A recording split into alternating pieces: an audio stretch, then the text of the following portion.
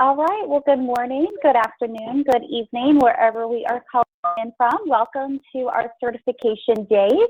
I see a couple more people are joining as I speak right now. But thank you for joining me today for our Marketing Cloud Email Specialist Certification Prep webinar. We have a lot to cover and a lot to try to get through to help you in your certification goals. So I'm going to go ahead and kick it right off. Just going to continue on as much as I can possibly give you as information. I want to be able to do that to help you in your journey. But who am I? My name is Jacqueline Campione. I am one of our senior application instructors under Trailhead Academy. You also see my Twitter handle there. I want to hear from each of you. Please share your successes. Please share your celebrations. I love to do that. So if you are on Twitter, I would love to see when you certify, because I know each of you will whenever that time may come. And I do teach our courses across our Salesforce CRM core side, but of course all our Marketing Cloud classes as well. So that's me. I have my camera on. I will talk a little bit about logistics, just from the standpoint of, I know we're at home right now. I know bandwidth can get very limited. I know that we are, all online at one time. So I have my camera on now to at least say hello, but I will probably keep my camera off most of our session today. I'm also calling in on my phone to help. I have a backup phone. I have a backup computer, because these webinars are only in listen-only mode. So if something should happen, I do have a backup camera. I do have a backup computer. I have a backup phone. So occasionally when I am on camera, you're going to see me going like this, just to do a spot check on my sound to make sure you can still hear me, do a spot check on my second computer to make sure that when I'm talking about a slide, I'm also seeing it on my second computer. So that's what you're seeing.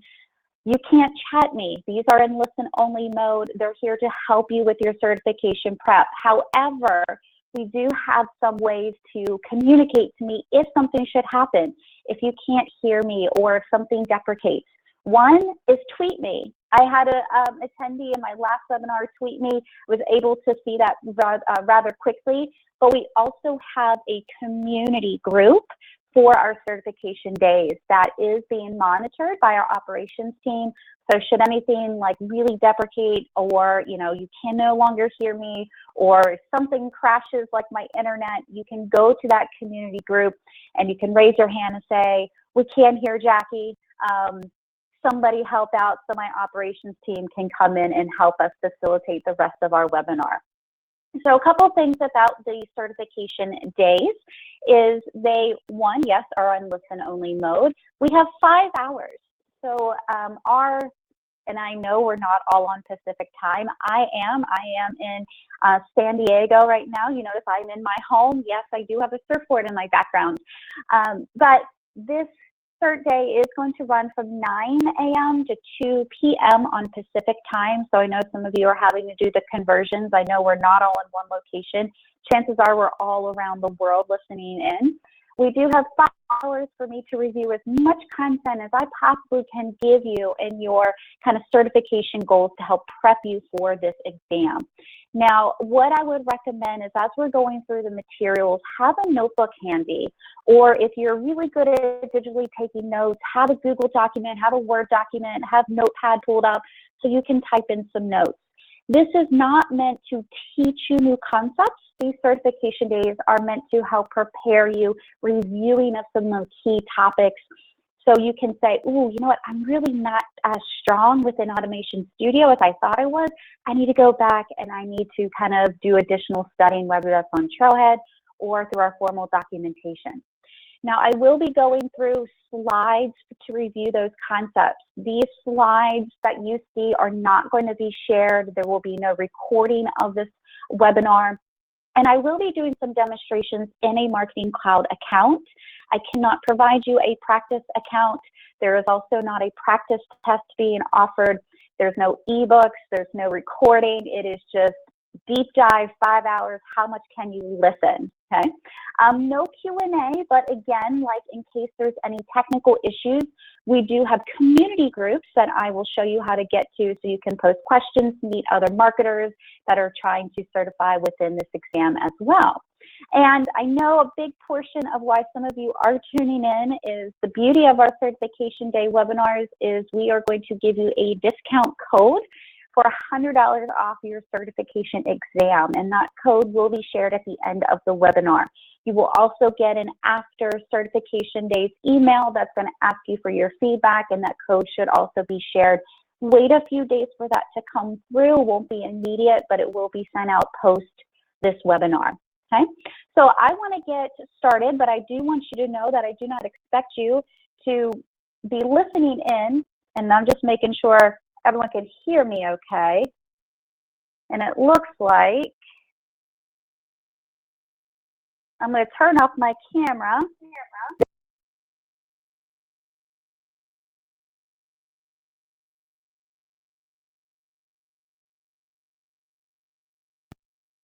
This is the beauty of having a backup computer. I already turned off my webcam, so in case you didn't hear what I was just going through, and I'm going to try to keep my second computer on so everyone can hear me without having an echo.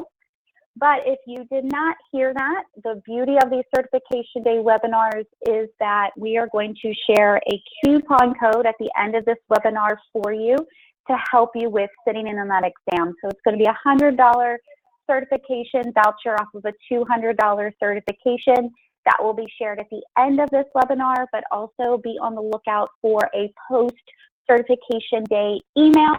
That will not be coming immediate, so wait a few days for that to come over. It'll be a short call. Okay. So I'm not going to make you also sit here on for 5 hours without some breaks. So I plan on taking a first break around 10:30 Pacific time. And that'll be about a 10-minute break just to get away from the computer, just to kind of sit back and relax. And then we will also take about a 30-minute break around 12 o'clock Pacific time. So how are we going to stay engaged in our community? How are we going to be asking questions? So there are going to be some community groups across all of our certification days. I know that we are more focused on our Marketing Cloud community group. So I don't want to spend a ton of time on this. We have a lot of information to review, but I want to show you how to get there. So I'm going to switch over actually into my browser here. And what I want to show you is that if you go to our Trailblazer community and you can type in success.salesforce.com, and on success.salesforce.com, that's going to take you to our Trailblazer community. Now, in our Trailblazer community, there's two ways that you can get to these user groups or these community groups. One is by going to the collaboration tab that you see here. If I go to the collaboration tab, I will have to log in. And over on the left-hand side, I can come down to my groups. And one I would very highly recommend that you join is this community group for our certification days. So again, if there's any technical difficulties, if you have any operational type questions on certification days, you have to switch, you didn't get your email, you have to switch out your email.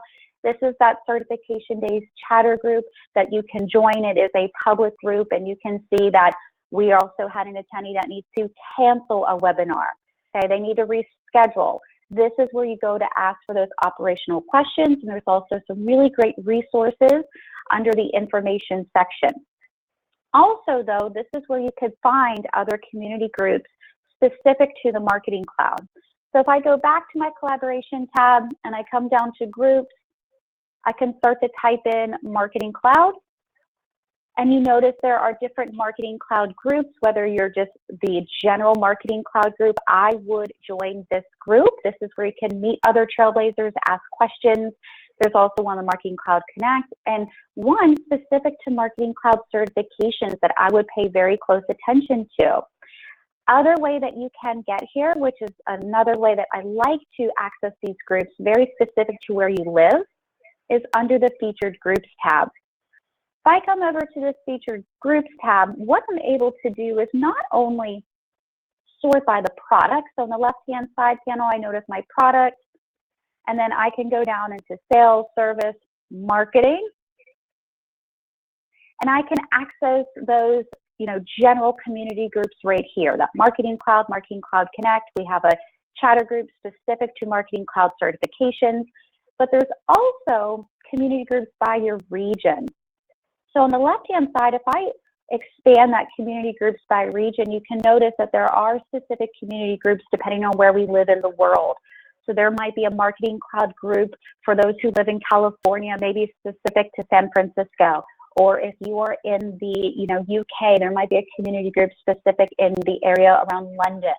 So really take some time to look at some of these resources for you. This is where you go and ask questions.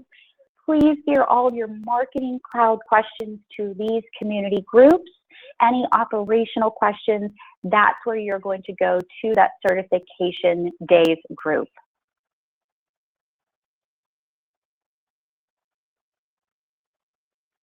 Okay, now remember I mentioned those groups are not moderated by our academy, but this is where you can help each other out. We also have a very good FAQ, and I hate to tell you a link to write down, but I would grab a piece of paper and a pen or a pencil, and I would write down this URL. This is really good to keep up with in regard to our certification days. So we have a secure website, sfdc.co/certification days FAQ. Save this link, bookmark this link. This may not be your only journey within our Salesforce certifications. You might be looking to ramp up in other areas of our platform. Maybe you are a marketer, but you are also wanting to explore our core product to become an admin. Keep up with this FAQ to know what's coming up in the pipeline, also to help Annie answer some of those questions that you may still have. So I went ahead and I jumped the gun and I showed you how to get to these community groups. Whether you go to the collaboration tab or whether you go to the featured groups, join those. You will have to log in with your Salesforce credentials or your Trailblazer credentials to join these different groups. Some of them will be set as private community groups, meaning that you do have to ask to join. And then if you are accepted, you have access to that group. A lot of them also are public, so you do not have to have that formal confirmation or that acceptance of the invitation. Now, this is also a really important aspect of our certification days. Now, we are giving you that $100 discount off of a $200 exam, but it's up to 3 exams total. So again, this might not be your only track that you're sitting in from, but I want you to write down this date. The coupon code that I'm going to share with you at the end of this webinar does have an expiration date. That expiration date is July 31st, 2020. Now, that does not mean you just have to sign up by July 31st. You must sit in on that exam by that expiration date. So not only do you have to sign up, you have to sit in on that exam by the expiration date. And we're going to talk about different ways that you can take the exam. For right now, we're going to be taking that exam from the comfort of our homes, probably hopefully on our couch or our desk, on an online proctored exam. Also, this information is relayed in that certification days FAQ. So July 31st, that is your strategy of how you're going to prep before you sit in on this exam. So thinking about where our product gaps are, where we feel very confident. I'm going to try to pepper in as many certification exam strategies because, like yourself, I have to take these exams too. I have 5 Salesforce certification exams. I'm actually ramping to hopefully get a 6th one added, and I am studying as well. So I want to share any tips and tricks that I may have to help you within your journey. So before we get into more content, I do have to talk about our forward-looking statement slide now, because this is a review of all of the products related to the Marketing Cloud that is commercially available today. I will not be making any forward-looking statements. Yes, we have some really great features coming out in the Marketing Cloud, but that's not why we're here. We're here to review what is currently available within the product to help prep you. So if you ever see this slide again, just know to make any of your purchasing decisions on the products that are commercially available today. And although you are not getting a copy of this webinar and the slides are not going to be shared, please know that it is copyrighted, protected. There are restrictions against the resale and distribution of these materials. Okay, so let's start to chip away a little bit about what we're going to cover within these 5 hours that I have with you. First and foremost, we want to talk about the exam, some of the logistics. Where do I go to review these logistics? How do I study? Where do I go to find additional help? And then we're going to be going through the exam topics. Let's chip away at the exam itself, help alleviate any stress that we may have. So this certification exam, our Marketing Cloud Email Specialist, it is going to be designed for you marketers that have skill, you have experience within best practices of email marketing, message design, you understand how we store our subscribers, how we manage the data of our subscribers, okay? Looking at automation tools, looking at tracking and reporting. And if you notice over here, we have a big pie chart. These are the different topics that are going to be covered on the certification exam. And if you notice, the biggest piece of the pie is going to be related to subscriber and data management. So this is your first certification tip or strategy from me. I have always started with the topics that are most heavily weighted, and then I work my way down. That's not how we're going to be going through the topics necessarily within our webinar today, but think about, okay, subscriber data management, that's about 30% of the exam. I really want to make sure I'm confident within that topic. Then maybe working my way down to marketing automation, followed by content creation and delivery, then our email marketing best practices, email message design, and then finishing up with tracking and reporting.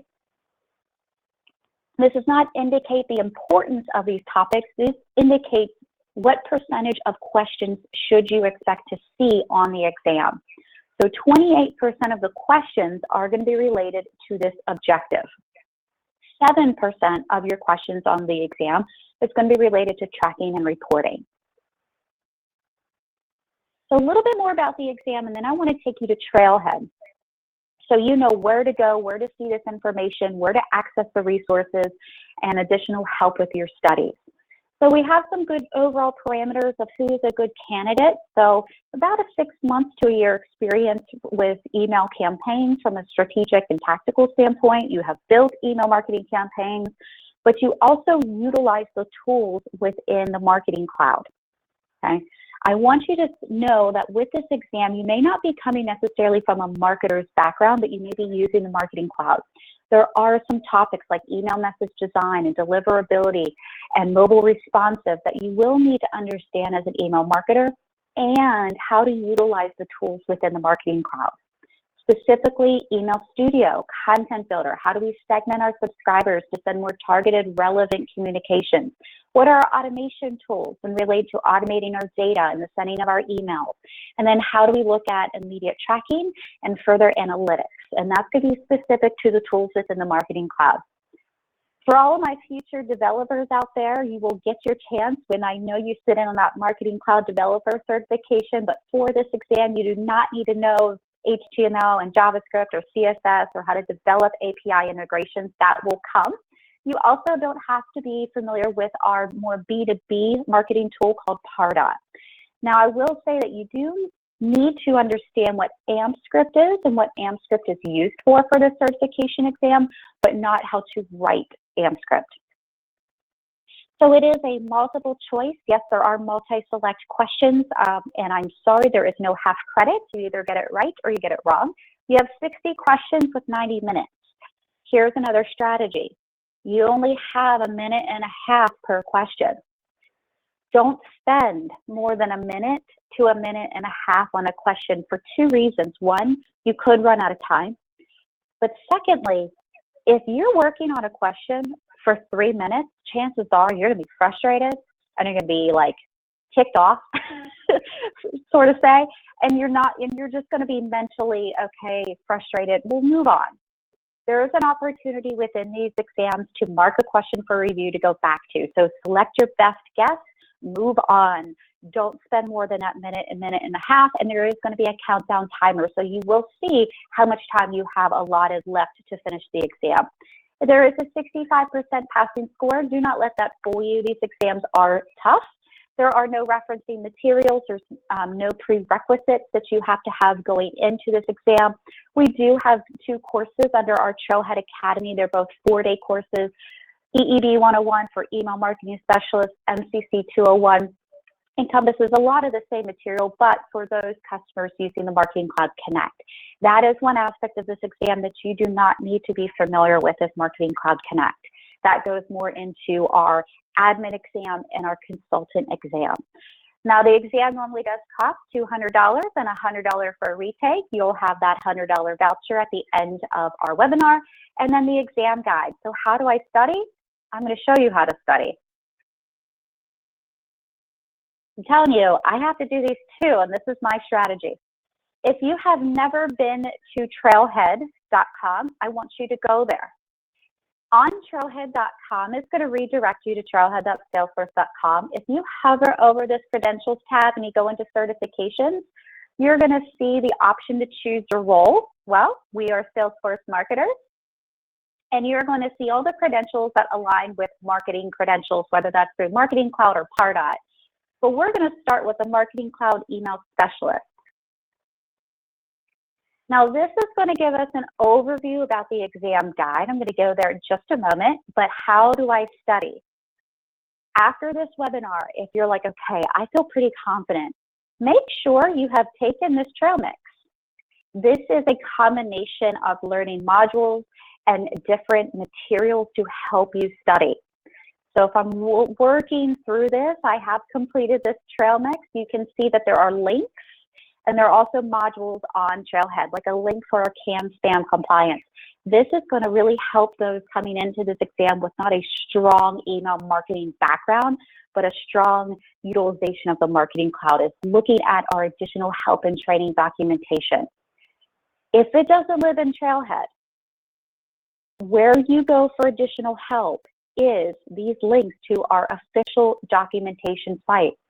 For instance, email delivery best practices. This is going to take you to our formal documentation. Think about an Encyclopedia Britannica. All of our email delivery best practices, read through these. Okay? I promise you this is going to lead to success. Trailhead, help and training documentation, and I will be referencing this throughout the webinar today.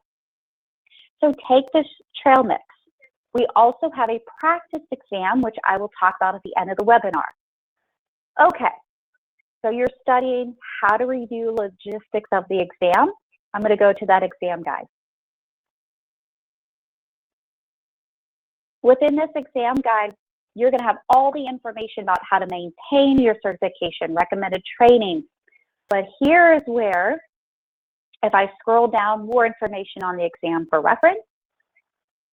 And here's your outline. This is how you know what to study, and this is what you use to study. Here are all the high-level topics or objectives of the exam, but if you expand underneath these objectives, you're going to see different bullet points. Go through each of these and make sure that you're really confident with what it's asking of you. For data and subscriber management, do I know how to set up subscriber lists and data extensions in the Marketing Cloud? Do I know how to import? From an automation standpoint, do I know how to recommend the appropriate automation solutions, whether I'm trying to automate data or the sending of our emails? This is your source of truth, I promise you. Okay. I could talk about that forever, but I am promising you I'm not crazy when I say use Trailhead in the formal help and training documentation and you will be successful, okay? Now, how to take the exam when we are ready to sit in. Remember, we have to sit in by that July 31st date. Most of us will still be within the world of online proctored right now. We're all at home. Trailhead has made it easier than ever to take your certification exams from home, just using your built-in webcam on your computer. But on Trailhead, there will be more information on the specifics of how to take your exam online. Once you register, you will also have those requirements sent to you. Once we are able to get back into our testing facilities, there are testing centers depending on where you live that you can go and sit in and have a sit-in and have a person proctoring your exam at a different location. Most of us will be here until that July 31st date. But however, if something is lifted and or you go to take additional certifications after we can kind of get back into the community, note that we also could go to a facility versus taking it at our home. So I want to get right to it. okay? I want to dive in and talk about our email marketing best practices, our first topic of review. So what I'm going to suggest is every time I'm going through one of these topics is have that notebook next to you, and if you're not quite savvy on a topic, I want you to write it down. Then go to Trailhead, then go to help and training documentation to try to fill in those gaps. For the first couple, we're going to start with email marketing best practices. We're going to go to email message design. There is going to be a little bit of an overlap between these two in certain aspects. I'm not going to dive too much into my marketing cloud environment for these, but once we get into subscriber data management and marketing automation, that's what I'm going to try to do as many demonstrations as possible, because I think that's a really good strategy as well, is seeing it within the environment. Okay? So hopefully you are ready to go. You have enough coffee. I have my coffee right in front of me. I would love to have my camera on to say hello to you, but just to help with bandwidth, to help with internet connection, I'm going to keep it off for the meantime, but I will check in. And just as a quick time check, I'm probably going to, about an hour from now, it's going to be our first 10-minute break, okay? So hopefully you're comfortable and you're ready to go. Let's dive in with our email marketing best practices. So within this topic, we really want to be able to identify what makes an effective email message, okay? What are those different elements? We need to talk about our legal compliance, our CAN-SPAM compliance and requirements within our emails. How do we improve deliverability, making sure our emails hit the inbox and where we want it to go in the inbox? How do we acquire subscribers? Also aligning with CAN-SPAM compliance. And then some overall best practices of how we communicate with our subscribers. So what you see on the screen here is just an example of a welcome email with our fictitious company that we use for our courses and our events called Northern Trail Outfitters. So when we look at an effective, communication like this welcome email, we want to look at some parts. We want to be very clear. We want to be very concise. We want to have, the attention grabbing subject line and pre-header. We want to make sure it grabs our subscribers' attention, gets them interested to keep reading. It's informative. It offers something of value. It's not too long. And we're going to talk about those character counts. For now, I'm going to say, with below 50 characters. It should be an interesting summary. It should tell people what they expect from reading our email in those fewest possible characters, and then building upon that with the utilization of a pre-header. When we're looking at a person as a sender, who is this email coming from? Include your brand name. Include something recognizable so your subscribers know exactly who sent the email. It's from a sender that they trust, and it's somebody that they have subscribed to. We're going to talk about how we can customize who that email is coming from with the sender profile. And that sender profile is going to be encompassed of our SEND classification. I'm already throwing terms at you. When we look at personalization, you can see we can have very simple personalization like a personalization string or a placeholder for someone's first name for our subscriber. We can get more complex with dynamic content, rendering different content based off what we know on that subscriber. When we look at our value propositions, we want to make sure that we have some in the primary content, the secondary content. We're going to also review kind of keeping that core content above the fold. I know it's an email. We don't have literal folds, but above the email or above the fold of the email. We want to have our call to action stand out. We want to have big, bold buttons, colorful text. And some of us, we do have to make sure that we are looking at ADA compliance and being accessible.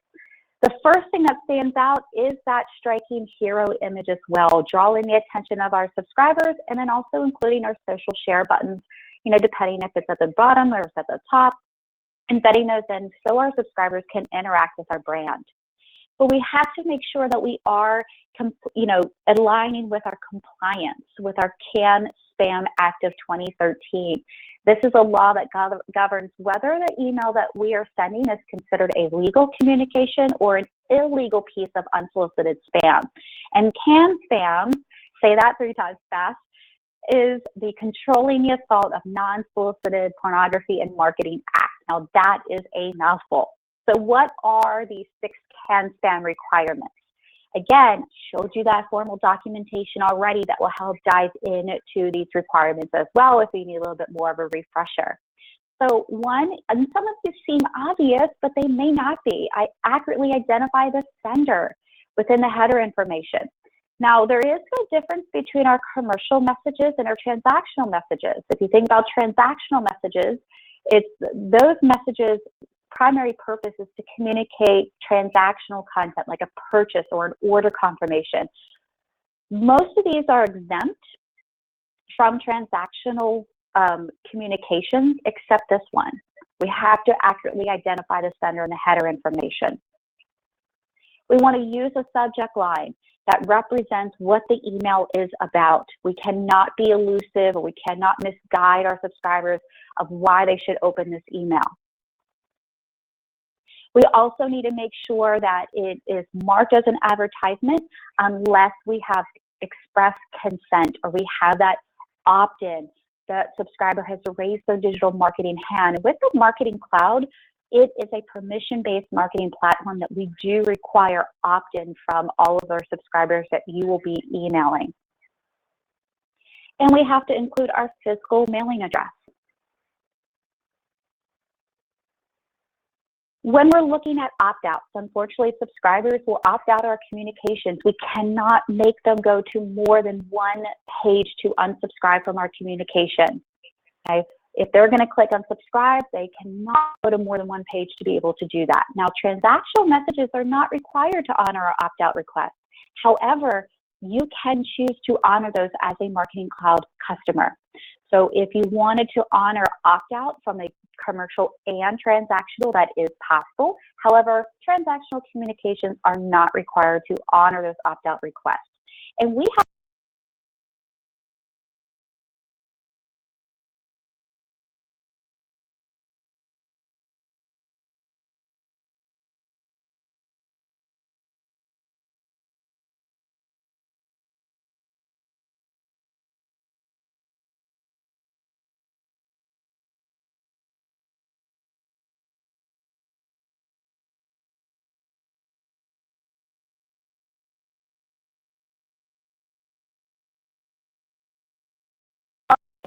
hold on, team.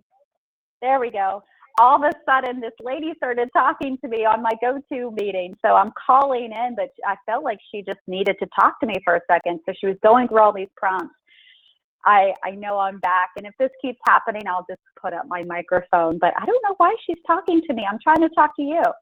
The last thing I was trying to remind ourselves is with CAN-SPAN compliance that we have to honor those opt-outs quickly. Okay, we have to process those unsubscribes within 10 days, and that mechanism for opt-out has to be live for at least 30 days after mailing. And that will, and if there's something, a term that you do want to write down if you're not familiar with the Marketing Cloud, is our URL expiration. That also includes profile center, unsubscribe links. So when you're thinking about that opt-out or that unsubscribe or unsubscribe from all link has to be operational for at least 30 days after that email is sent. So when we're looking at compliance, how do we make sure that we're hitting our inboxes? Okay, so we're looking at our email deliverability, and within that trail mix, there is a link to the help and training documentation to help you really fully review, but we're going to look at some key items here. We need to make sure that our subscribers have given us permission. They have raised their digital marketing hand. You're going to have high complaint rates if your subscribers have not given you permission to send them an email. It's also illegal as a customer of the Marketing Cloud. We do not allow you to buy or purchase lists and upload them. We have to have an opt-in, and depending on where we are in the world, sometimes that does mean a double opt-in status. Okay, so raise their digital marketing hand. We also want to make sure that we're dealing with bounce rates greater than 20%. This is what I like to call, we have to stay out of email jail. Proactively remove those bounce addresses from your next email communication. Okay. Marketing Cloud does hold or does help you manage your bounced emails through bounce mail management that I'll touch on as we get further within the webinar.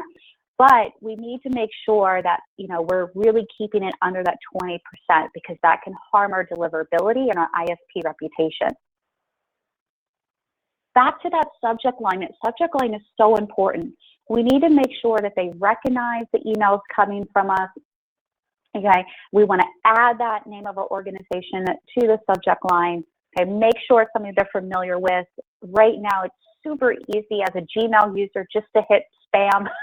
That button's just right there before you even open the email. And to that, make sure that who the email is coming from is somebody recognizable. So if we look at, we have Nordstrom Rack, we have Papa John's, we have Southwest, we know those brands that we're interacting with, or the person that is sending that email to us. We also want to make sure that we're purging our inactive or our old addresses. If there are subscribers that we haven't mailed to in 6 months, or subscribers who haven't opened an email or clicked an email within that time period, these are really good indications to get rid of these inactive addresses. These customers are going to cost you money, they're going to reduce our ROI, and also they're more likely to complain. And we have reports within the Marketing Cloud to look at our unengaged subscribers. We want to manage the frequency and the relevancy, and this is going to go back to how we're going to communicate overall best practices with our subscribers. Are we sending more often than we promised, less often as we promised? Is the content different than what we've promised?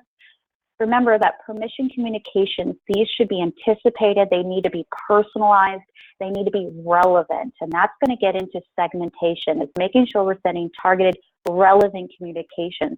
Not all of our subscribers may get the same email or should get the same email. We also want to make sure that we're authenticating our email. Now, when we look at authenticating our email, that's going to help differentiate your email from spam. It's going to help protect your brand, help your ROI. Within the Marketing Cloud, our Marketing Cloud customers can purchase something called a sender authentication package to handle the authentication for your email sent. Now, what the sender authentication package is, or also people refer to it as SAP, maybe a term that you want to write down just to understand overall, that it's a collection of products designed to help ensure that your email messages are going to reach the inboxes of the intended recipients. It includes a private domain, account branding, and that's also what you're going to hear with SAP. It is an account branding tool, removing any reference from the Marketing Cloud with our images, our clicks, our links. We're going to have a dedicated IP address and reply mail management. So those 4 things are encompassed in the sender authentication package. It helps your subscribers identify with your brand, increase awareness of your brand. I would not dive too much into SAP, know what it is, but that's going to be more in the realm of our consultant exam, administrator exam. Now, what acquisitions can we successfully use to get new subscribers? Remember, we have to have in that formal opt-in status. We can't purchase lists, we can't buy lists. So how do we get subscribers? Well, directly from our website. We might have sign-up forms on our website. We might be utilizing pop-ups or a form, okay? That could also help us with a single opt-in or a double opt-in. I might put my email address in that pop-up. I might get a confirmation email. When we look at social media, gaining new subscribers directly from Facebook or mobile opt-in.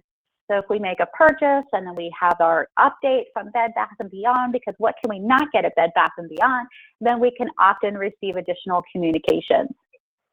Think about stores, okay? Now, I know we're not all in stores right now, but from the sense of online shopping, I just made a purchase for a birthday present just last week, and in my checkout process, it asked me if I wanted to opt in to receive communications from that brand. And that brand was a Fellow products for all my coffee lovers out there. Fellow has amazing products for all of your coffee snob needs. But it asked me just with a simple checkbox if I wanted to receive additional communications from Fellow products.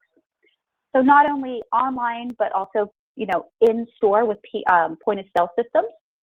You might have your customer service side. If anybody calls in with questions or comments or inquiries, they can also opt in that subscriber to receive communications. And then events and trade shows. So when we're back into the swing of that, we know with these different conferences, or we might have an event at one of our brands that we interact with, we can acquire new subscribers there. So some overall good best practices. We don't want to force anybody to subscribe. We cannot automatically subscribe our subscribers. Make our email sign-up forms, make those links very prominent so they know what they're getting into. Keep them short, keep them sweet. We don't want to have our subscribers, putting in everything about them that we want to know. That's when we can utilize progressive profiling, and we can gain more information on our subscribers as they interact with our brand, not just on the upfront. When we're looking at incentives, we want to avoid overly rich signups, okay? We don't want to, throw everything out in their face to get them to sign up and then making sure we actually deliver on the back end.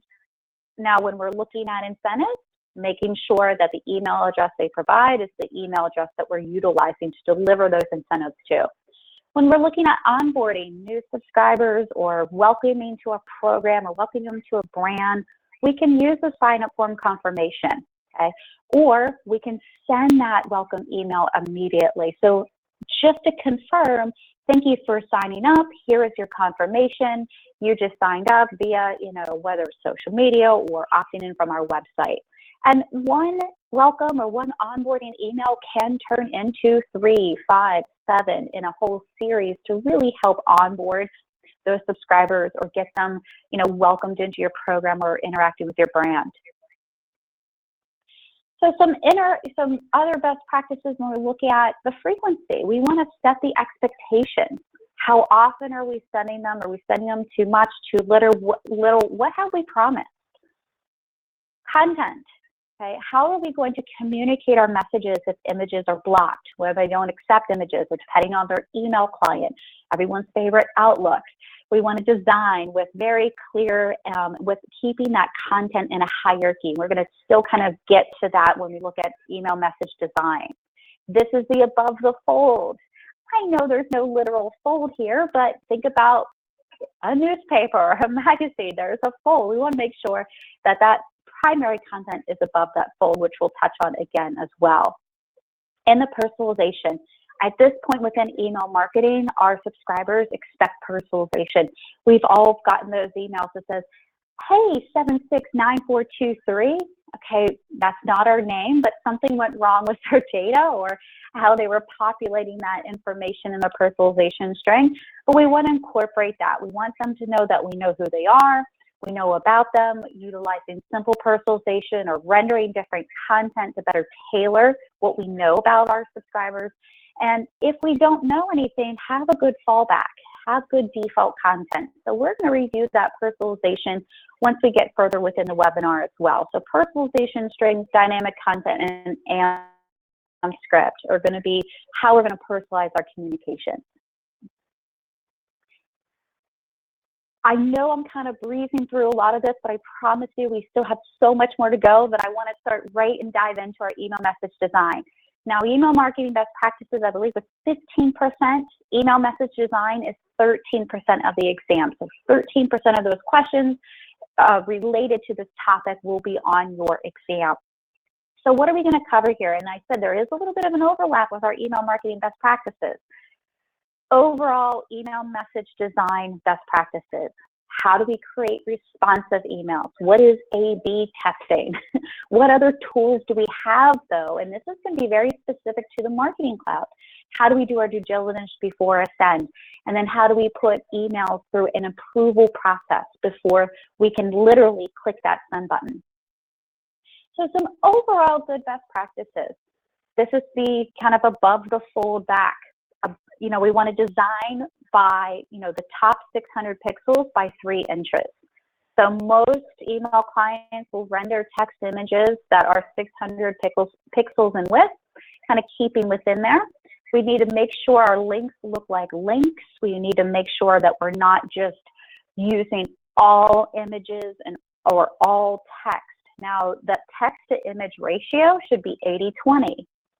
Make it easy to unsubscribe. You notice on this email for Tom, that unsubscribe link is very prominent. Don't bury it within your, disclosure, terms and conditions. Don't make it a really light gray text on a white background. You need to make it very prominent because remember, it is so easy to hit spam. Personalization, whether that's in the body of the email, subject lines, pre-headers. Okay, we want to incorporate that throughout the email. I know we may not be able to get away with avoiding every single spam word. I think there's like over 500 now that we need to avoid, but try to cut down on the number of the spam words. Our deliverability reputation as a center is really going to come down to our IP, but the overuse of spam will cause a little bit of a heartache, and we don't want to get to that point. So really minimize those spam words, and we're going to review those testing tools. So when we look at, that subject line, we want to make sure it's optimized. This has the biggest influence on if our subscribers are going to open our email. I said keep it within 50 characters, best within the first 35. So at the least number of characters possible, and use the pre-header, okay? At least 85 characters. Use the space to build on the subject line. Don't just reiterate what the subject line says. Okay, we want to kind of continue on to more entice those subscribers to opening up our email. So take advantage of that. From there, we've talked about this. This is the third time now. Who is this email coming from? Somebody trustworthy, somebody recognizable, keeping that under 25 characters. So it's going to go back to the sender profile with the send classification. We know about the hierarchy of our content. We need to optimize for images that do not render or off viewing. We want to make sure the email is actionable, whether it's on the desktop or mobile. We know that most of our subscribers are opening emails on a mobile device. If I can't click a button because it's too close to a text, it's not going to work. It's not going to be the best experience for our subscribers. So speaking of mobile, we need to understand some of the differences between when we say responsive design and being mobile aware. So let me start with mobile aware. When we look at mobile aware, this is that design method of creating emails that are going to allow it to look great across all devices. These emails rely on a single column layout, very large fonts, very large call to action, and they are very well spaced out. So the spacing between those links and buttons. So this is going to help ensure that these emails are still readable when they are scaling to different screen sizes. We know there's multiple devices. Some are large. They look like laptops, and some are smaller on the screen, iOS, Android. But there are some pros and cons with mobile aware. As a pro, they are simple to design and they're more simple to code because it's only just one single column layout, okay, that uses mobile optimized templates. They are mobile aware is also supported across all devices. But a con of mobile aware is that you have limited design options. It's primarily just that one single column layout. So there's not a lot of flexibility, but easier to design and still be, giving our subscribers a good experience with the spacing out of the buttons, spacing out the links, being able to read exactly what we're trying to portray in that email. But if we needed to go to the next step and more advanced techniques for viewing our emails across a mobile device, this is one we call responsive design. So these are fully responsive emails. Essentially, fully responsive emails involve designing and coding at least 2 versions of every email. One's optimized for desktop and the other is optimized for smartphones. Okay? So responsive emails is going to rely on CSS media queries that are going to change and modify the email based off of specific rules that you set. So these emails are going to adapt. They're going to be able to fit any screen width, so you can make changes to your font sizes, the colors, or the order of the content. So making these adjustments can help better create a reading experience when our subscribers are viewing this on their mobile device. But just like mobile aware, we have some pros and cons. A pro, it's going to give us more control over our email design. It's supported across many clients, including Gmail, which is one of the largest providers. But also as a con, it does have more of a time-consuming development process, and it is not supported on every device. So a little bit more flexibility, but not supported off of every device like mobile aware. But within the Marketing Cloud, how are we going to be able to do our due diligence, or how are we going to be able to test different parts of our email, or maybe the email entirety? So we're going to tackle A/B testing, and then we're going to look at additional testing tools back to back within the Marketing Cloud. So we have the most beautiful email we've ever created. We are ready to go. But before we hit that send button, maybe we want to look at A/B testing and making sure we do our due diligence before it does go out to our subscribers. So A/B testing in the Marketing Cloud is simply A/B test. You're sending 2 versions of your email to 2 test audiences, and you're tracking which version is going to receive the highest unique open rate or the highest click-through rate. So when you are defining these parameters within the Marketing Cloud, you're going to have, or you can have the Marketing Cloud automatically send the winning email to the remaining group of subscribers, or you can send it out manually. That's an option that you have. Now, when you look at what we can A/B test, subject line, content areas, entire emails, from names, think about who that email's coming from, send dates, send times, different pre-headers. Now, I know that we have different capability in when we create random data extensions that we can split a population more than 2 ways, not automatically calculating a winner, but it could somewhat mimic A/B tests if we look at analytics and metrics on the back end. I know in Journey Builder, we have random splits that allow us to go up to 10 different paths that we could, again, split that population, look at metrics on the back end, and then sure, I'll do a forward-looking statement. We have other things coming out within Journey Builder to help us with A/B testing, but what I want you to focus on for certification is the power of just the A/B test and what it encompasses. So I am going to switch over, though, because this is one of those, there it is, and I saved a lot of these for you. This is one of those documents that A/B testing seems pretty simple. 2 versions of an email, open rate, highest click-through rate, but there's a lot of detail within A/B testing.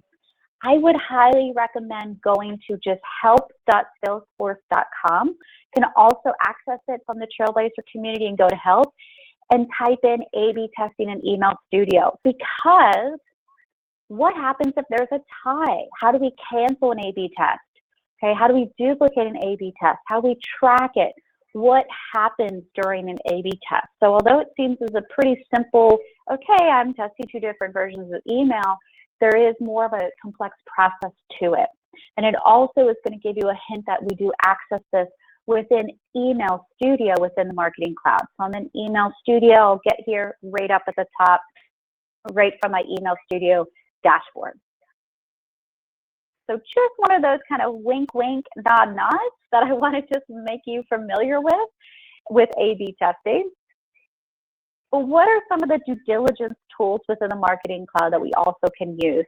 And these can be a little bit tricky because there are multiple tools, and making sure that we really understand each of them independently from another is going to help you within your certification. So I would make sure that you're very comfortable with these different tools and which each of them do and what each of them do not do. And if I have a little bit of time, when I get back into the Marketing Cloud and look at some of the emails, I'll show you how we can run some of these due diligence tools if we have that option, or if some of them run automatically. So the first one we want to talk about is Content Detective, and I want you to think about, I might be dating myself a little bit here, but Inspector Gadget with his magnifying glass. We are trying to check for potential spam triggers, whether that's in your subject line, in the body of the email. Now, this could be spam trigger words or spam trigger phrases, and it mimics spam filtering software to help identify these words or these phrases and patterns that might trigger those filters. This is an optional tool to run. You do not have to run Content Detective. You have an email, you can run Content Detective, and what happens is it finds any potential trigger words or phrases or patterns. It's going to offer you a suggestion. So instead of click here, it might suggest go here. That does not mean that you have to change your email. It's optional to run, it's optional to check, or I'm sorry, it's optional to run, it's optional to change. There we go, I'll get that out a little bit better for you. What it does not do is it does not scan your HTML code. It doesn't make sure your code is written properly. It is merely to help you find spam words or phrases. There is a limitation. It's only going to check your content that's written in English. I know many of us are in other areas of the world today, so you might want to utilize some other tools like Spam Assassin or look at some of the spam trigger words to avoid. Now, on the contrary, validation is going to run automatically. You don't have a choice to run you don't have a choice to run validation. This is going to check your email for common issues that could prevent your email from being sent. When you go into the next portion of subscriber preview and before you send, validate automatically will run. It's going to check the syntax of your field. It's going to check that your rules that you've built for dynamic content is built correctly. It's going to check that your AMP script, your personalization strings, your guide template language is written properly. So think about when we're looking at a personalization string. We have percent, first name, percent. If I forgot a percent, I'm going to get an error message that's going to display in our next part of our due diligence called our subscriber preview. It is going to also help check the required elements, bringing back to our CAN spam compliance. We have an unsubscribe link. We have a physical mailing address. Even if that's within your code, if you're not using a standard footer, it's going to check for that code to be there with those personalization strings. Okay, so this is going to run automatically. What I like to remind myself is if it doesn't pass validation, there's potential that my email is not going to go out. And we can receive or see some of these errors when we go into a subscriber preview. Now, sometimes if we go into subscriber preview, we might have really big error messages that show here because something's not written correctly or the incorrect data source that's being used. What I like to think of my subscriber preview is picking my favorite subscriber. I'm picking my favorite subscriber from my data source, and it's going to populate that data from that subscriber on my left-hand side panel, and it's going to check for the personalization, the dynamic content, the AMP script, based off of that subscriber's information to be rendered within that preview. Whether I look at the layout or plain text, if I look at it for mobile or desktop. So it's just checking. So did that first name render? Did that dynamic content flip based off the data that I know? So that's just why I like to call it picking my favorite subscriber, just being able to do a spot check. Is everything looking like it's rendering properly? But then we can go into a full-blown out test send.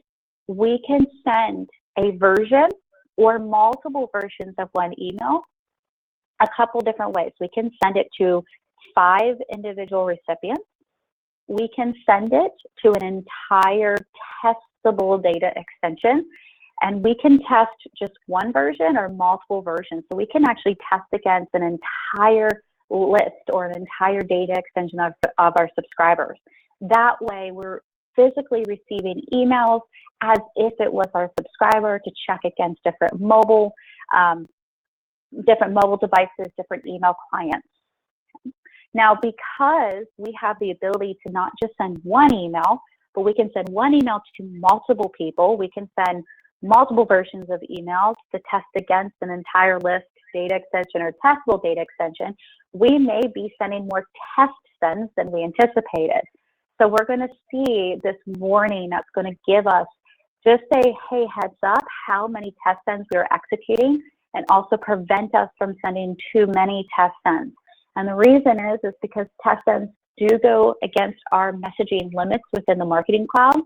So it's going to cap us off of not sending more than 1,000. We can also look at the prefix of our test sends. And there is something that I would probably recommend looking at is subject line and pre-header validation. That's another term that I would look up in documentation. So subject line and pre-header validation. Now, the last part of our due diligence is setting up an approval process. Now, whether our approval process is a little bit more complex with a couple players or a more simplistic approval process, one is our standard workflow and the other is a two-step workflow. So when we look at the standard workflow, this is going to be including of our submitter, reviewers, and approver. Two-step is just submitters and an approver. So if we look at the standard workflow, we have somebody submitting. And what that does is it locks down that email from being able to be sent. Now within the user interface, a user can go into the approvals to review the email, make comments, see the rendering of the email itself, and whether that's one or multiple reviewers. And then the approver will officially approve or needs to send back, and this kind of circle of life can continue on and on and on. Not until your approver says this email is approved can you send the email. That send button will not be available to select. If you do not need to have reviewers and you just need to have somebody submit and go straight to the approver, we could do a two-step workflow. So I want to do a quick demonstration, a couple of those due diligence tools, just to kind of get our feet wet with what we have available to us. And you notice I am in Email Studio. I can access my content directly from Email Studio. You notice I also have some of those emails just right here. But I'm going to go to Content. And we're going to get back into Content Builder to review what we can do here. So I'm not going to spend too much time on what we see. But you notice I have a welcome email here, whether I'm in a list view or a thumbnail view. I can click that drop down, and this is where Content Detective lives. It's optional to run. I don't have to do it. I can go directly to Preview and Test, which that's going to take me into my subscriber preview. I can pick my favorite subscriber, and it's already populated because I've done this before, but I can go into my folder structure, and I can look through my different data extensions, and I can pull in from my subscribers. And again, I can pick a favorite subscriber. And what you would want to do here is you want to check all of that data that you have, say on this subscriber, Sheldon, for any personalization, any dynamic content that you may have within this email. You can check your subject line, pre-header. You may get error messages here. Toggle between your plain text, your layout, toggle between your mobile device and desktop. Now, if this looks okay based off of this subscriber's data, then I could go right into that test send. Now, you notice I don't have any send classifications yet. We're going to talk about that send classification, but I just have an individual email address rendered in here. I could go up to 5, or I could look at any of my testable data extensions that I have maybe created. We'll review that when we get into our subscriber and data management. But you notice that you can base it off of one subscriber's preview, the entire all subscribers table, or a test data extension for multiple test sends. So once I had a verified send classification, this goes to our domain verification initiative within the Marketing Cloud. I thought I had that squared away, but I didn't. I can look at my prefix for my test sends, and then once I would have that live and configured, I could send that test send and see those warning thresholds of how many test sends am I executing, and am I going above the limit, or just an FYI, you're sending 5 test sends. Then if that also looked good, I could go directly into saving and setting that email. And that is something that we're going to continue to kind of look at when we get into how to actually send an email and what our options are with manually sending, or how we automate the sending of our emails. So just a nice kind of review of where those live. I wouldn't be concerned about the litmus integration. Stick with the subscriber preview, stick with the test send. And then when you go into approvals, that is also something that you can configure. You don't have to utilize approvals, but again, you have that standard or that 2-step.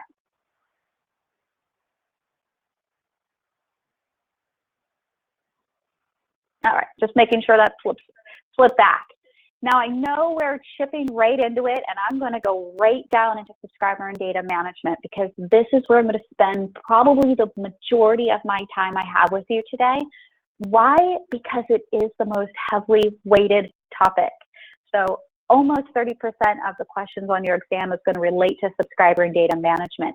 Now, between the email marketing best practices and email message design, that was exactly 28%. We had a 15%, we had a 13%. So those two combined is going to equal this one topic. Within subscriber and data management, there's a lot that we need to review, and it's a lot that you need to be pretty confident in. Data models in the Marketing Cloud, lists, data extensions, when to use one versus another. A lot of terminology is going to be coming at you. We have primary key, subscriber key, send relationship, all subscribers. How do we import to lists? How do we import to data extensions? What are the differences? What are the similarities? How do we better send more targeted, relevant communication? So what are our segmentation tools, filters or queries? Why would we use one versus another? When we create a filter segment, how do we keep those refreshed, ongoing campaigns?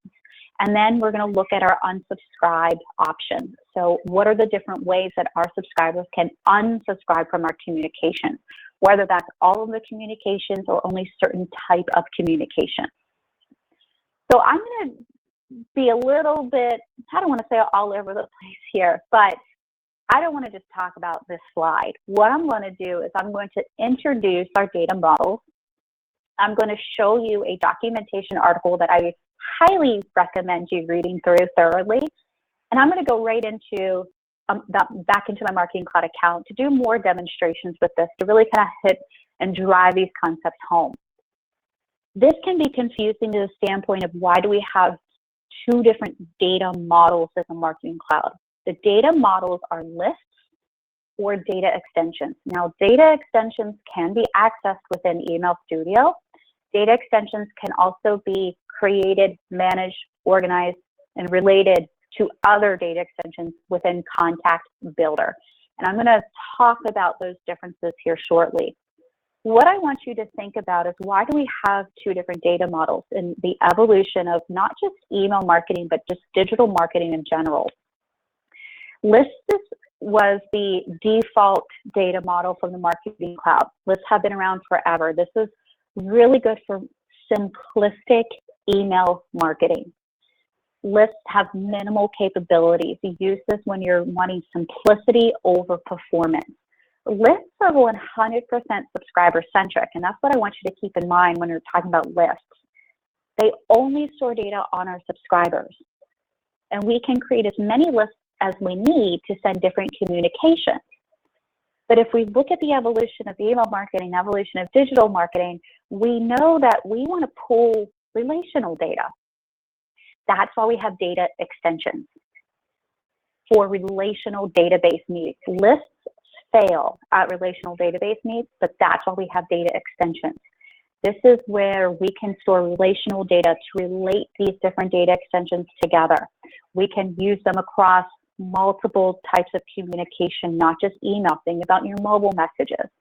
So it was really an enhancement to the platform of how do we store and manage all the data that we need for our digital marketing efforts.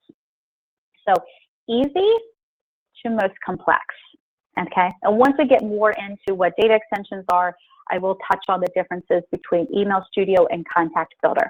But what I want to show you before I get into, all right, let me go back. One of the documentation articles that I highly recommend, and don't tell me if I lost it. Oh, here it is, perfect. I was like, I know I have bookmarked this. If you go to help.salesforce.com, I want you to type in lists versus data extensions right here. This article is really going to give you that deep dive of the different data models, when to use one versus another. And I'm going to talk a little bit about some of these aspects when I'm going through a demonstration. So we have a simple data model, which is lists. If you look at how many subscribers, we're looking at, very limited subscribers, 500,000 subscribers or less long term. You need simplicity over performance. You don't need fast import speeds. They are a slower data model. Okay? You don't need a ton of attributes on our subscribers. Think about what we know about our subscribers. You don't need a ton of those. Okay? Very, very simplistic needs. Data extensions are simply independent SQL tables that are going to store any type of data that you want. Data extensions can be used for sending, which we call sendable data extensions, or we have non-sendable data extensions, which are literally just used to store relational data. They're independent SQL tables. That means they don't care about each other. They're standalone. They don't care about each other unless we tell them to. And also, they do not have a relationship to our all subscribers table. We're going to have to create that. When we look at a list-based data model, I want you to think about it was built on a different platform than data extensions. Lists have a relationship with all subscribers. Very easy, because a list is literally a subset of our all subscribers table, and I'm going to go into that more in my demonstration. Data extensions are built on a different platform within the Marketing Cloud. There is no relation to all subscribers, but it gives us that ability to relate to different tables that relational database needs. It's allowing us to store multiple values within a table. Think about multiple orders within one table. We can't do that with lists. If you think about with your attributes, we would have to have probably 1 million attributes to really hold all the data that we would need. It's not possible.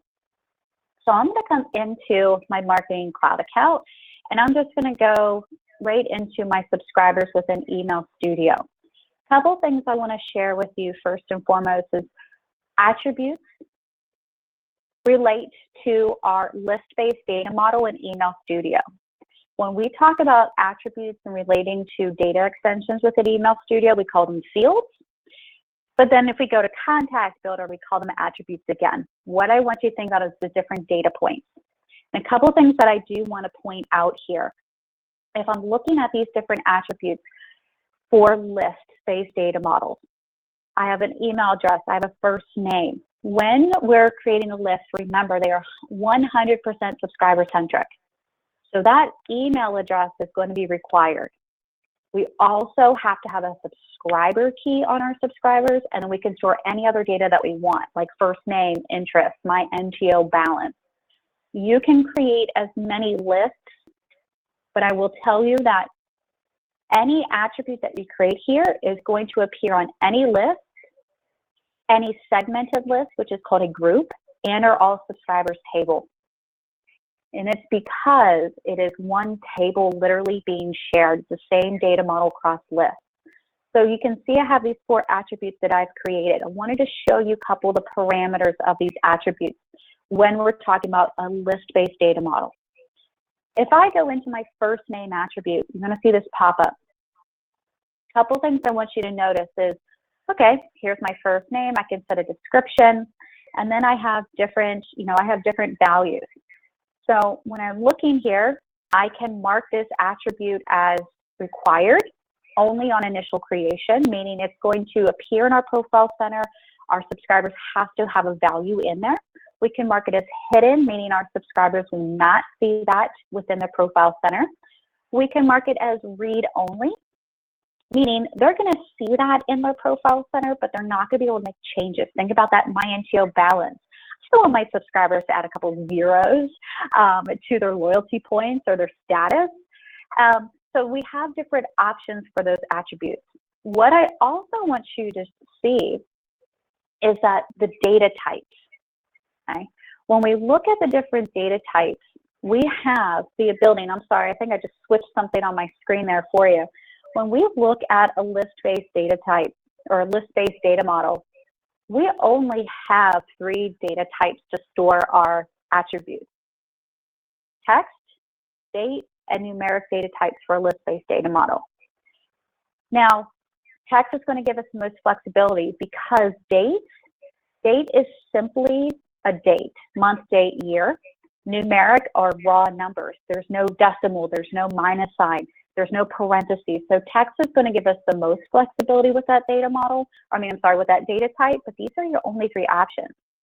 Now you can see that I do have, I can have a set of default value. So if we don't know, their first name, if we don't know their interest, we could populate that default value. Something else with a list-based data model, though, we do have restricted values. So I want you to think about a drop-down option. So if we have an interest attribute, we could put in camping, hiking, biking, climbing as options. We don't get that with data extensions. And if you have a Salesforce integration, you can map your attributes to Salesforce fields. I don't want you to worry about that too much. What I also wanted you to see, though, is you see that there's these 4 attributes. I'm going to go to my list. Now remember, a list is just one table being shared. They're just for communications to our subscribers. They're 100% subscriber centric. You have to have the email address, you have to have the subscriber key. If I go into this newsletter list, you notice there's some system attributes that are generated, but I see that first name, interest, my NTO balance. If I go into my weekly digest, what do I see? I see my first name, my interest, my NTO balance. It's one table being shared. If I decided to add a subscriber, and we're going to review how we can import this to our list and data model. Now I'm just going to create a subscriber here. This is called our Create Subscriber Wizard. All right, that looks about good, and I'm going to give myself a lot of points today. How about that? Oh, that's right, my maximum value. Darn it, prevented me from adding a couple zeros to my balance today. But you notice I'm able to add a single subscriber to a list, and I can add them to multiple lists. Say I want to do the newsletter and the weekly digest. Great, I have finished, I've added a subscriber. Now, if I can get my mouse over there, you notice that subscriber that I just created, right here. Because lists are 100% subscriber centric, and a list is just a subset of all subscribers tables, when you add subscribers to lists, they are automatically added to the all subscribers table because it's 100% subscriber centric. Technically, it hits this all subscribers table first, and then it gets added to that list or lists that I just selected. So this was the exact same, see my subscriber here, 1, 2, 3, 4, 5, automatically added to my all subscribers table. That's going to be different with data extensions. So now let me switch over to data extensions. My independent SQL table, they do not care about each other. You notice I have different folders here. I'm just going to dive into one of my course folders, and I use this account just for testing. So you can see I have a US subscribers table. I have a subscribers table here that has 48 records. Notice if I go into this subscribers table, I have 48 records here. I didn't see 48 subscribers in my all subscribers table. Because data extensions are not just used to send communications, they're used to relate or have relational database needs to store orders or purchase history or web analytics or store information, whatever you name it, that relational data. These subscribers will not hit my all subscribers table until I send to them. Okay? So even though I have 48 subscribers, quote unquote, in this table, they're not in my all subscribers until I go to hit send. So a couple of things I wanted to show you with these data extensions. Remember, they are independent SQL tables to store whatever data that you want. I want you to take a look at the different types of data extensions that you can create. They do not care about each other, so none of these data extensions care about each other. For instance, and I'm just going to move this for just a second. I'm going to apply my field count. You notice, oh, they all have 16. Darn it, they all have 16 fields on this one. But notice I have 3 data extensions that have 16 fields. And maybe if I go to my other folder, one data extension has 19 fields, the other data extension has 8 fields. They do not share attributes, they do not share fields across different tables because they're independent, they are standalone tables. You can have 20 fields in one, you can have 50 fields in another. They do not talk about each other, or they do not talk to each other unless you tell them to. Okay. So if I'm going to create a new data extension, a couple of things I want you to really pay attention to is the type. So what method am I going to be creating this data extension for? Am I going to just buy my own field to store different data that I want? Do I want to create a filter data extension? This is going to go for segmentation review of this webinar. Do I want to narrow my results down or create a random data extension? Maybe I want a certain number of subscribers in one or a percentage of subscribers across. Say I have one data extension has 10,000 subscribers in it. and I want to slice and dice them up randomly. Think about random surveys, random sampling. Maybe you want to mimic A/B testing. I could put 25% of those 10,000 in one bucket, another 25% in another, and then maybe 50% in the third. So now I have 3 random segments from one data extension.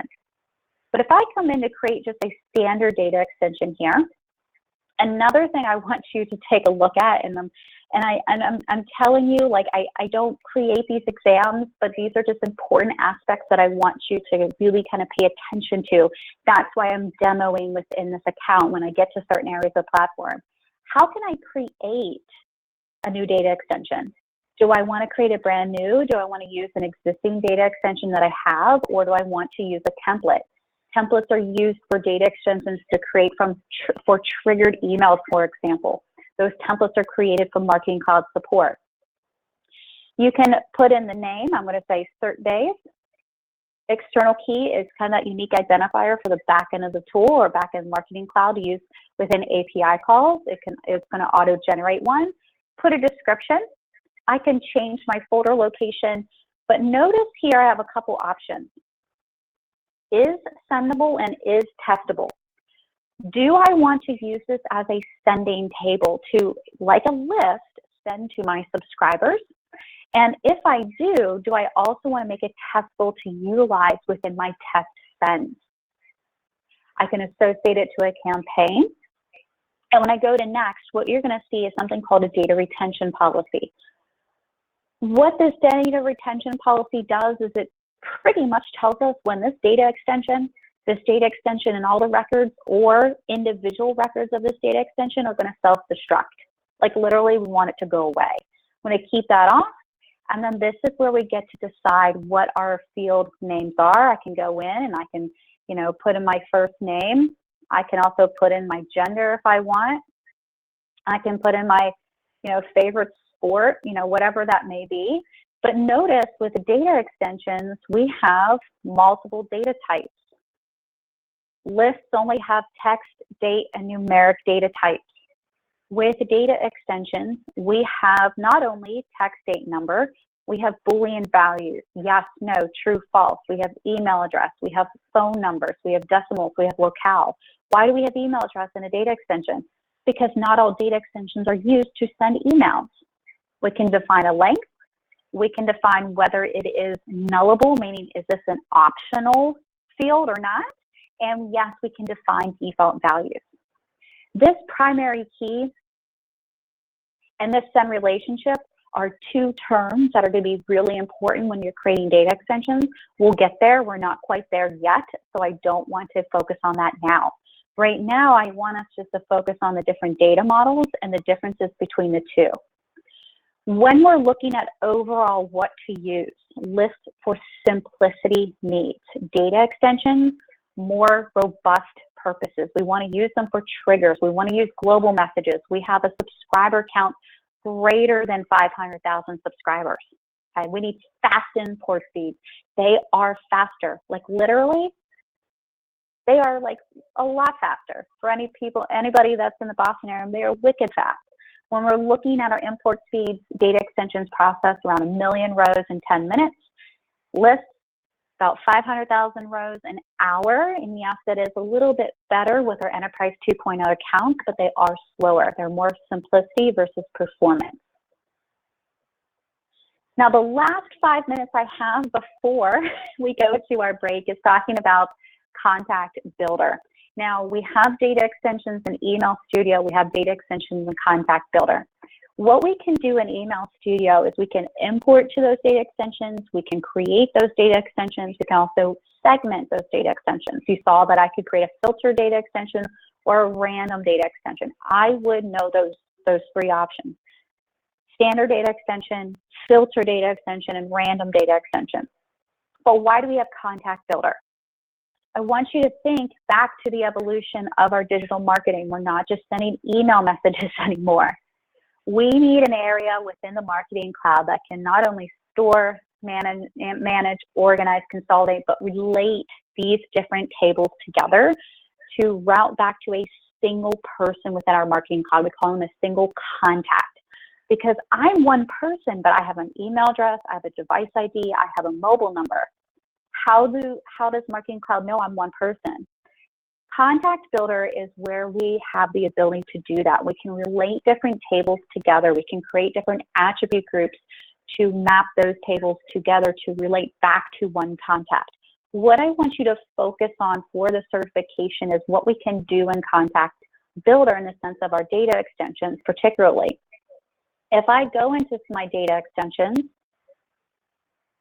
let's see what I got in here. My subscribers, what I'm able to do, and it's the same information. If I create it in Contact Builder, I see it in Email Studio. If I create an Email Studio, I see it in Contact Builder.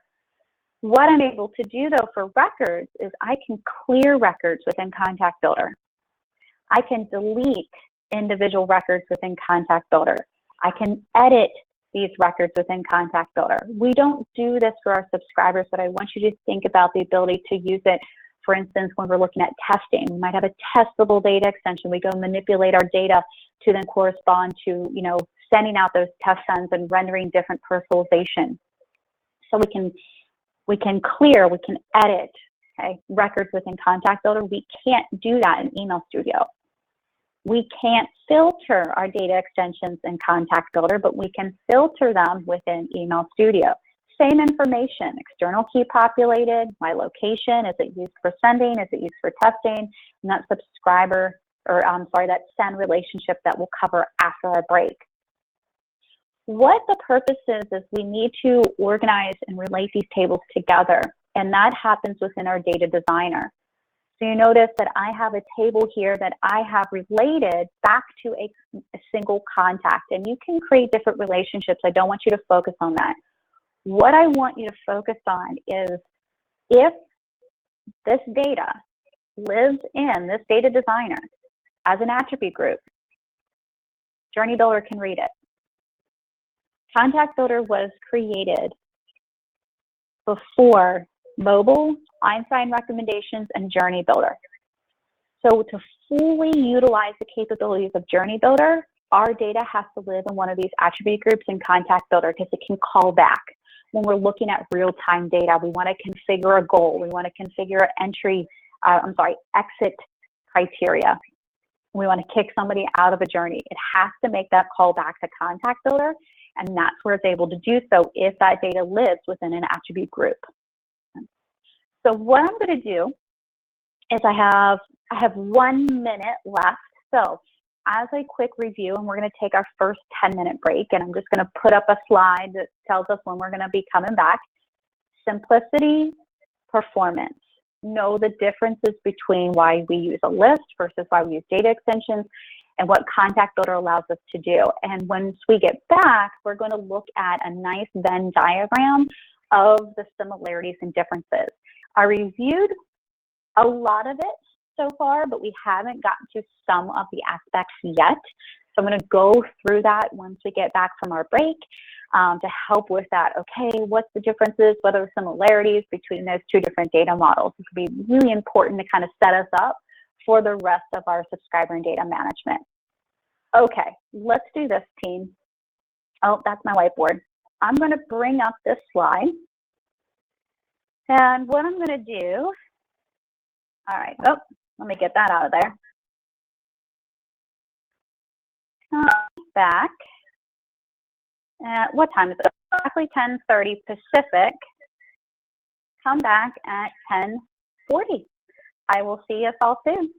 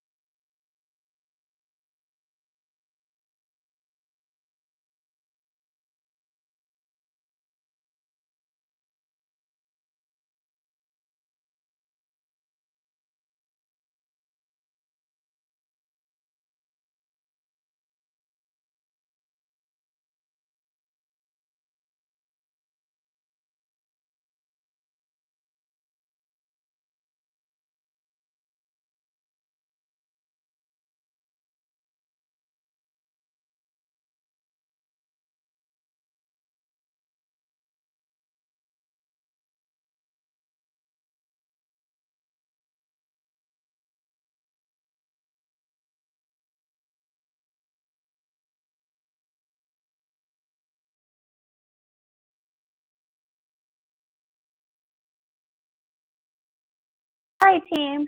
I wanted to at least say hello, but I'm here in the flesh. I will probably turn my camera back off. I just like to check in, say hello, and let you know that I am a person on the other end with you here. I know sitting through a 5-hour webinar can be tough,